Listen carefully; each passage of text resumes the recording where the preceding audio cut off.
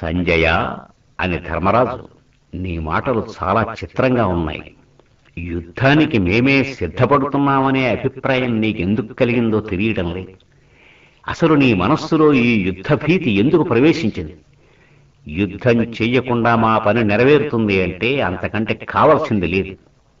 శ్రమ పడకుండా ఫలం దక్కుతుందని తోస్తే నడ్డి వంచి నానాయాతనుడు ఎవడ పడతాడయ్యా? ఇంద్రియ వాంఛలు తీరడానికి శ్రమించే వారికి దుఃఖమే ప్రాప్తిస్తుంది. విషయ సుఖాల ఆలోచన వల్లనే విచారం ఆరంభమవుతుంది. ఇదంతా విడిచిపెట్టు. మీ మహారాజు అపార ధనధాన్య సంపదలతో సుఖభోగాలు అనుభవిస్తున్నాడు. తరతరాలు హాయిగా జీవించగల భోగ సాధనాలున్నాయి వారికి. అయినా తృప్తి మాత్రం కలగడం లేదు సంజయ మీ రాజుగారికి. సామాన్యులలో పెరిగే భోగతృష్ణ మీ దుర్యోధనుడికి చాలా ఉంది. ఈ విషయంలో మీ మహారాజు చిక్కుకున్నాడు. సౌమనస్యంతో ఉండమని మాకు సందేశం పంపుతున్నాడు.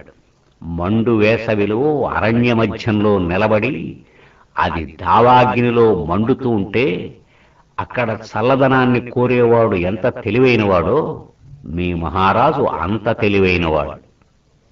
విద్వాంసుడైన విదురుడు చెప్పే హితబోధలు కూడా మీ తలకెక్కడం లేదు.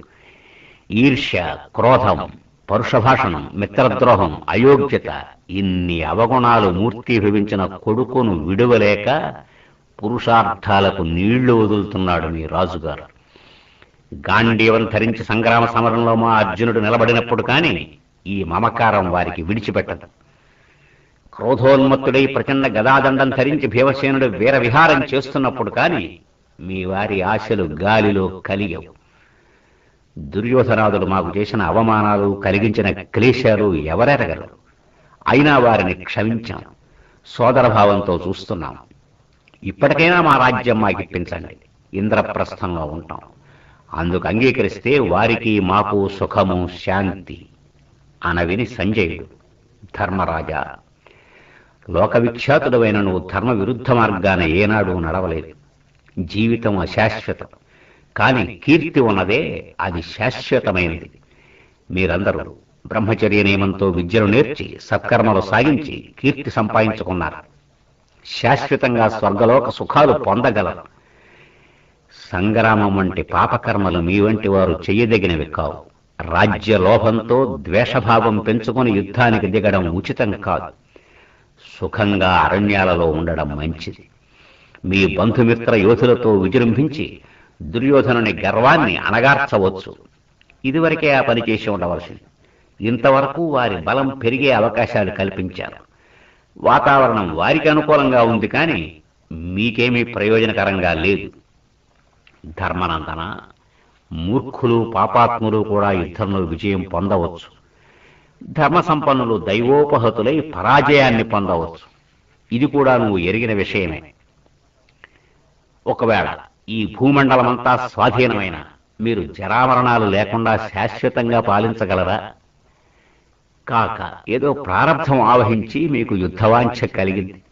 మీ మిత్రులే మీకు ఈ ఊహ కలిగిస్తే వారిని విడిచిపెట్టి వానప్రస్థానికి వెళ్ళడం మంచిది. మీరు వంశనాశనం శ్రేయస్కరం కాదు అంటుంటే ధర్మరాజు, సంజయ, అన్నిటికంటే ధర్మం శ్రేష్టమైనదనే సత్యాన్ని అంగీకరించావు. అందుకు సంతోషంగా ఉంది.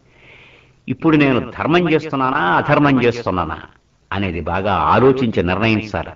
ఎందుకంటే ధర్మం అధర్మంగా, అధర్మం ధర్మంగా కనిపిస్తుంది కొందరికి.